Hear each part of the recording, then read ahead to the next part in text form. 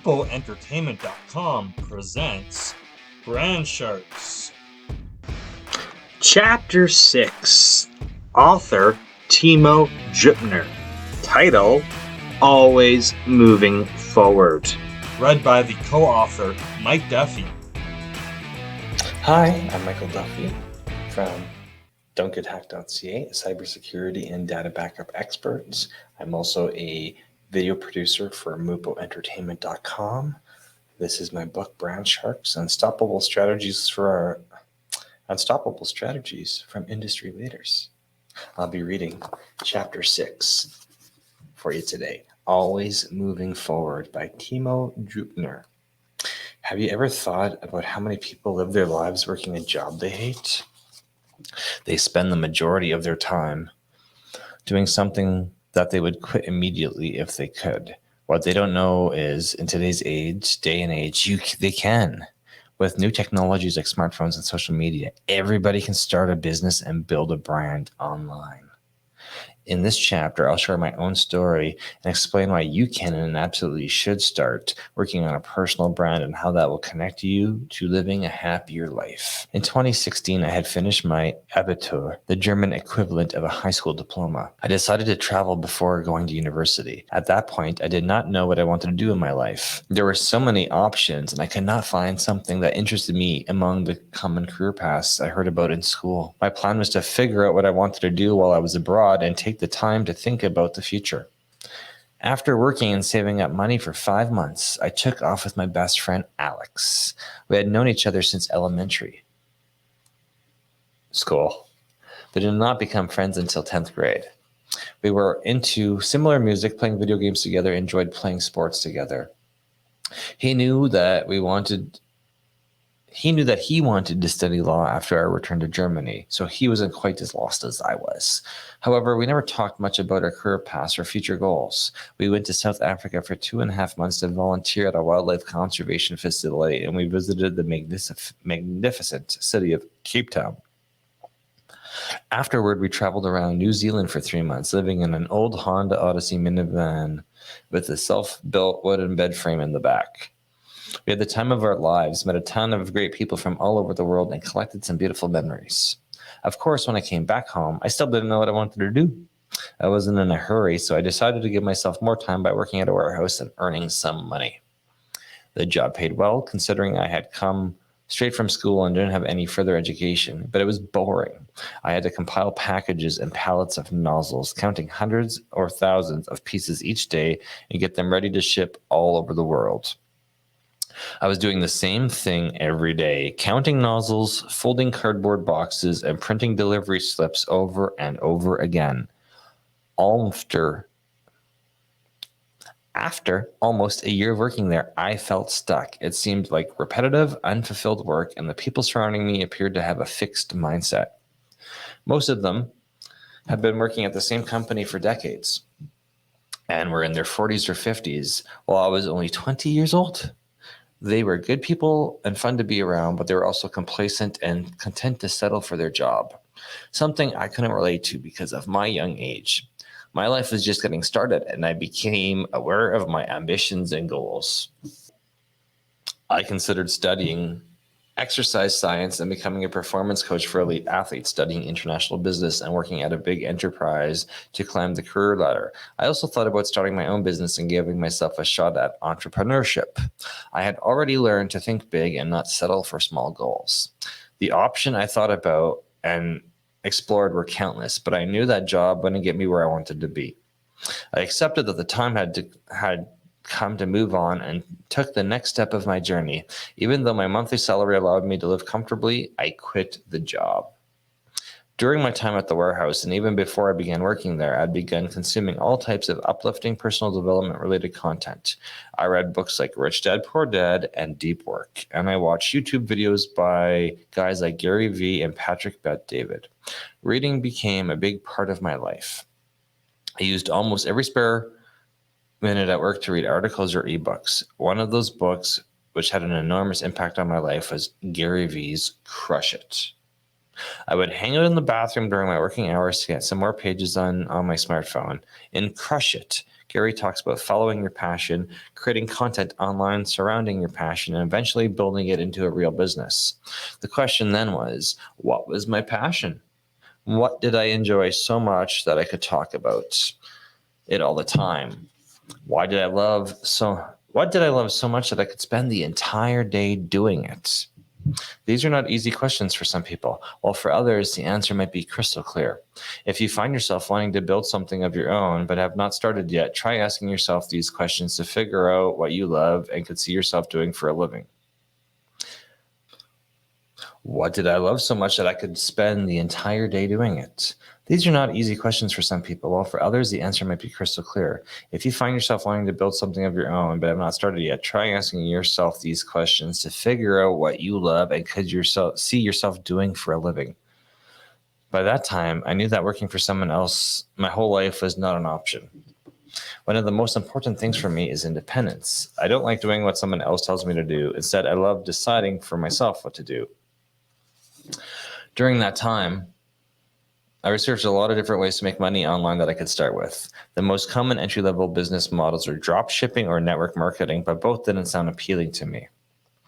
I eventually decided that starting a social media page and building a personal brand was something I would enjoy doing. I had a little bit of a track record with social media at this point because I had built other pages in niches such as basketball, wildlife, and nature. These were all topics that I enjoyed in some form, but none of the pages had grown beyond 3,000 followers because I had always ended up abandoning them. This is due to a lack of joy, pleasure, or simply because I did not have the perseverance to keep putting work into them.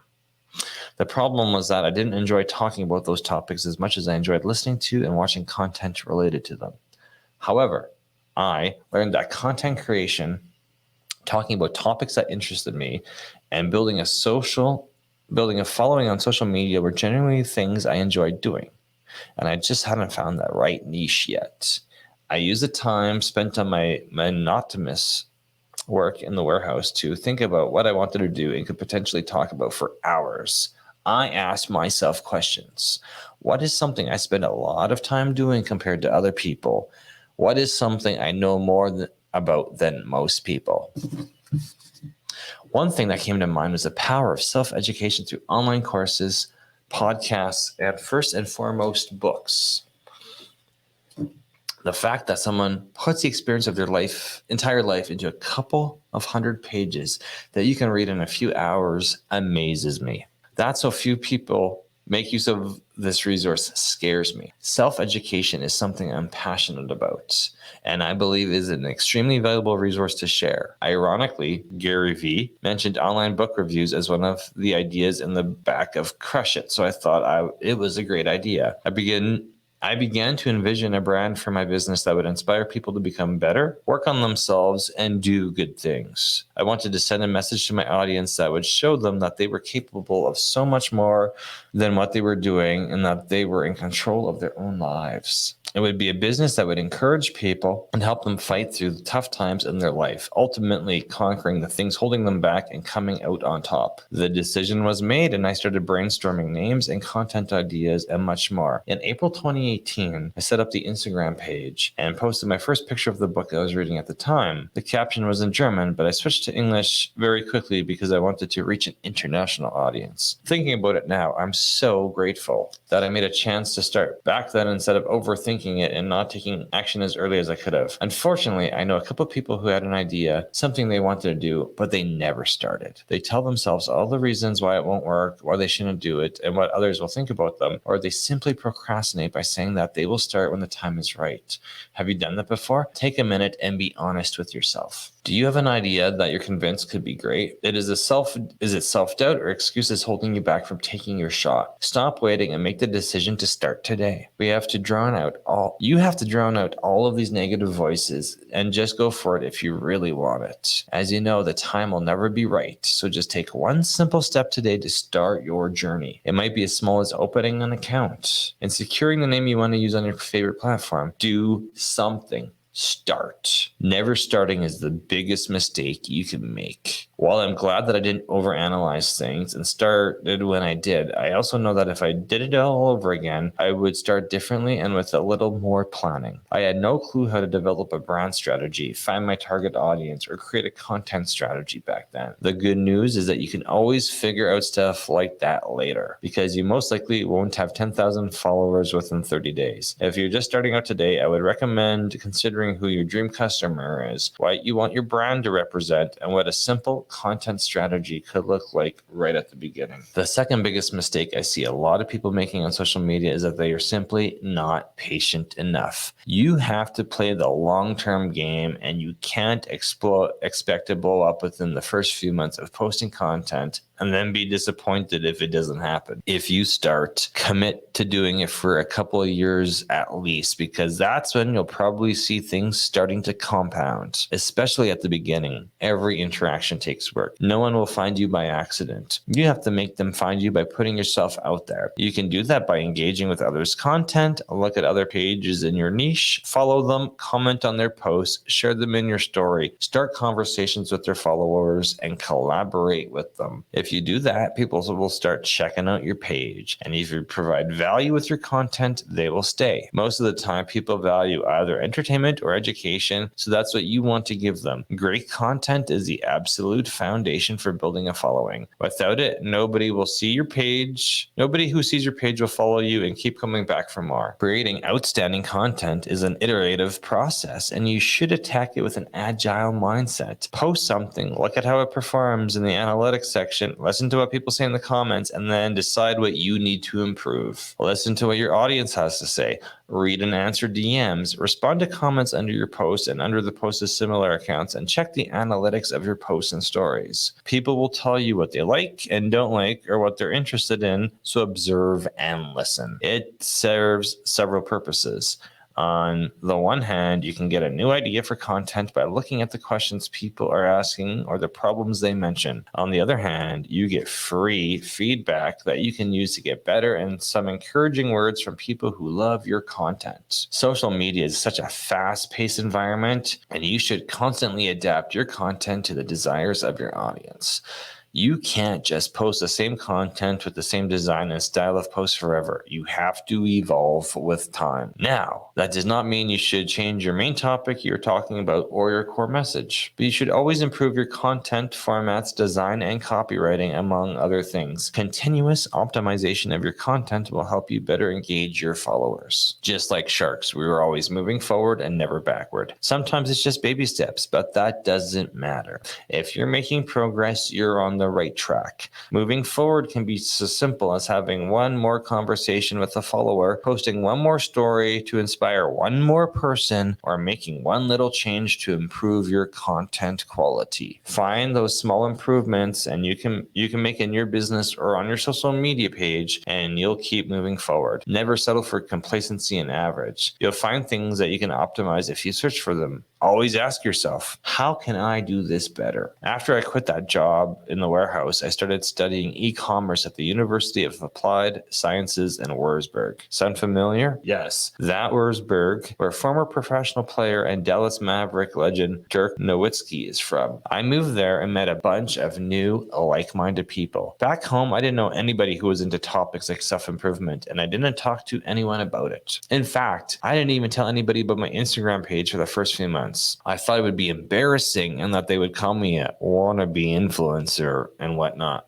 Looking back, I know that was just a lot of negative self-talk. It does not matter what other people might say about you if you're comfortable and happy with what you're doing. I missed potential opportunities during this time because talking to people about what you're doing and your vision opens a lot of new doors. From the time I finished school in 2016 to this time I started studying in 2018, I changed tremendously. I spent most of my free time reading, taking online courses, exploring new skills, and working out instead of watching TV, playing video games, and scrolling through social media. I didn't quit doing those things, but I did them less frequently.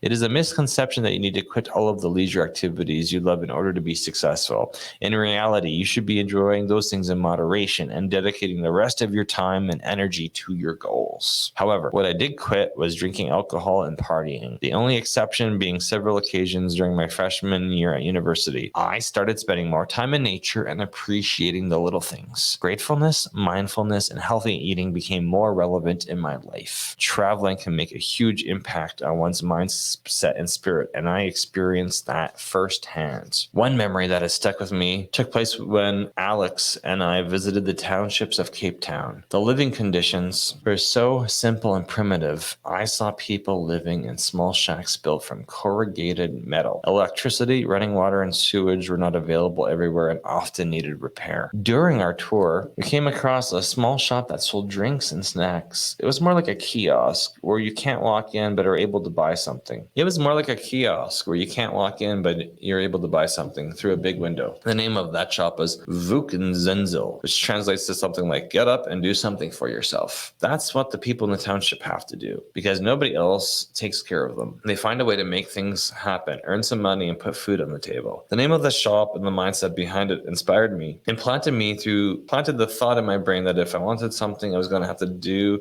what it took to get it. Nobody was going to do it for me. Our journey through different parts of the world taught us many similar life lessons. With experiences like this, other people or stories were heard. With others at my university, I talked about nonfiction books and self-improvement, and people loved what I was doing, which gave me a huge confidence boost. Later, I found out that my friends back home were also interested in some related topics, and I should have simply talked to them about it in the first place. During my first year of running the Instagram page, it grew to around 2,400 followers. As I mentioned previously, getting the first people to follow you is a lot of work if you're starting from zero. In the second year, I was able to grow to around 15,000 followers, which felt unreal. Even reaching 10,000 people was something I couldn't imagine before it actually happened. At one point, authors started reaching out to me and wanted to send me copies of their books to read. I was amazed because I didn't expect that I would have to be the one reaching out, because I expected that I would have to be the one reaching out to them. I simply underestimated the advertising power that a social media page with a large following has. Gary Vee always refers to attention as the most important asset. If you have people's attention, you can sell them something, and that's what you can offer authors, marketers, and companies once you've built a following and a personal brand on social media. One huge factor is gaining success on platforms like Instagram is consistency. If your audience doesn't constantly get new content from you, they'll find someone else to watch or listen to and eventually forget about you. Once you start, keep going and be consistent as possible. You don't want to put too much on your plate and post 5 times a day if your schedule doesn't allow it. What works for me is posting once a day. I don't always stick with it. Sometimes life gets in between, but most of the time I am able to do it. Find your ideal frequency and then stay consistent. Another thing I want you to consider about growing your social media is that you should be okay with delayed gratification and results. In addition to the amount of time it took me to reach certain follower milestones, it also took me quite a while until I earned my few bucks with the page. The first money I earned was from an affiliate partnership after running the page for roughly a year and a half. My first paid collaboration with an author came a couple months later. At the point of writing this, our community has grown to over 40,000 international lifelong learners. I'm fortunate enough to have my girlfriend and 3 close friends involved in developing the brand as part of a project for university for 6 months. Together, we have been working on a couple of promising projects. We are soon starting a book club with a focus on implementation and instilling real change in people's lives. In addition, we have completely rebuilt the website, which will soon include an integrated web app to help readers find their next life-changing book. I've also had the opportunity to work with a German online bookshop, and we've started hosting online book readings and book events for German readers. The reason I tell you this is not to praise myself or brag. In fact, I want to highlight that simply by following your passion and talking about what you love, you'll attract similar people who want to work and connect with you. The power of this is tremendous. I've met outstanding people from all across the globe just by talking about something I enjoy doing and sharing my love for it. I know from experience that a book can change the trajectory of your life.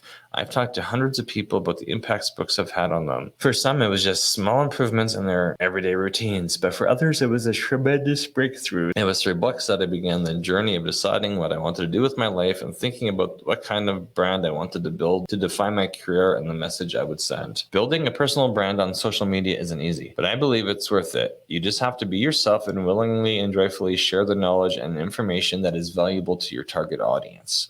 For me, the information I wanted to share had to do with making progress through self-education and challenging oneself physically and mentally. At the moment, I spread my message through books, but I have big plans for the future to transcend the space I have created and delve into more diverse topics related to personal development. Turning my brand and vision into a full-time business is my intention for the upcoming months. I want to make the world a better place by inspiring others to unleash their true potential through self-education. It's beyond fulfilling if people from across the globe message me and tell me that a book recommended or learning shared by me changed your life for the better. Every time someone shares their story with me, it reminds me that it's all worth it and motivates me to keep going and work harder to help as many people as possible. If you want to live the life of your dreams, you have to look behind what you think is possible and exceed your own expectations. What ideas have you been holding on to for fear of stepping into the light and out of your comfort zone? It's time to stop letting self-doubt hold you back and share your gift with the world. And that was chapter 6. Timo Juptner. Go follow Timo Juptner on his website, timosnotes.com. TIMOSNOTES.com.